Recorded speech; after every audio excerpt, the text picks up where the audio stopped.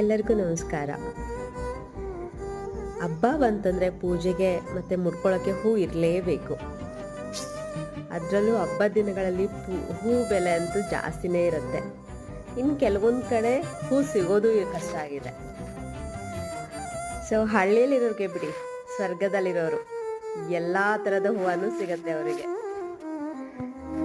ನನಗೆ ಪೂಜೆಗೆ ಬೇಕಾಗಿರೋಂಥದ್ದು ಮತ್ತು ಮುಡ್ಕೊಳಕ್ಕೆ ಬೇಕಾಗಿರೋಂಥ ಹೂ ನನಗೆ ನನ್ನ ಗಾರ್ಡನಲ್ಲೇ ಸಿಗತ್ತೆ. ಎಷ್ಟು ಖುಷಿ ಆಗತ್ತೆ ಅಂದರೆ ಈ ಖುಷಿ ಸಿಟಿಲಿರೋರಿಗೆ ಮಾತ್ರನೇ ಗೊತ್ತಾಗೋದು. ನಾನು ನನ್ನ ಗಾರ್ಡನಲ್ಲಿ ದಾಸವಾಳ, ಸ್ಫಟಿಕ, ತುಳಸಿ, ಬಿಲ್ವಪತ್ರೆ, ಮರಗ, ಗರಿಕೆ, ಚೆಂಡು ಹೂವು, ಕಣಗಲು, ಗುಲಾಬಿ, ಪಾರಿಜಾತ, ಇನ್ನೂ ತುಂಬ ವೆರೈಟೀಸ್ ಹೂವಿನ ಗಿಡಗಳಿದೆ.